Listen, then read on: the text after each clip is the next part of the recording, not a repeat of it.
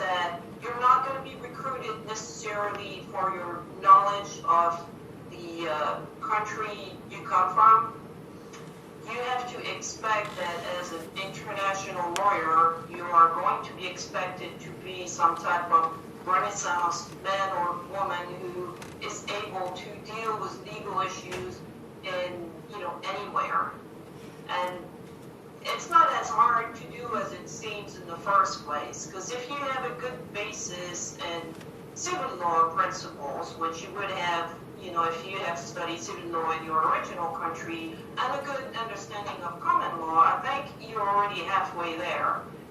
The principles in the various countries are going to be one or the other, and then you can dig further, but you already have the principles, and you'll be able to work on most of those.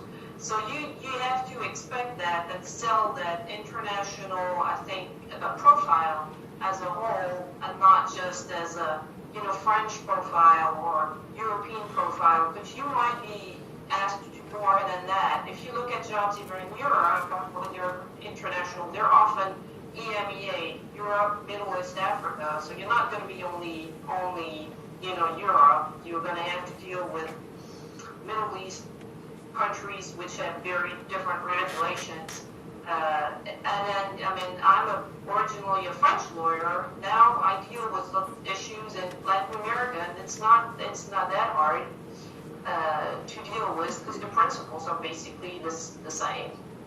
So I think that's one aspect to keep in mind. And when you're in those jobs, whether you're admitted in the U.S. or not, it's probably not going to make a difference. Because when I took that job with Energizer, they didn't ask me in the first place if I wanted to pick them up in Missouri and, offer the ability to do that, but I thought about it, and I really didn't see what else it would add to my current position. I'm not doing any U.S. law in that job, and even if I did take the bar in Missouri, I don't think I would, it would really add to my CV. I was hired because I'm in-house and I'm able to deal with a number of international issues.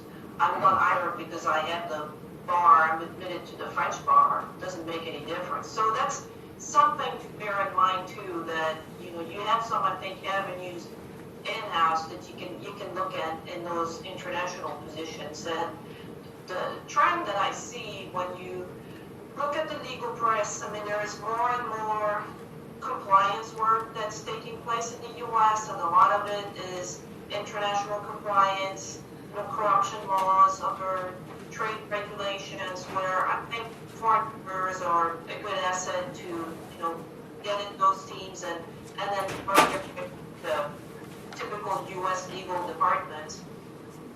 So that would be starting comments. Thank you very much for that.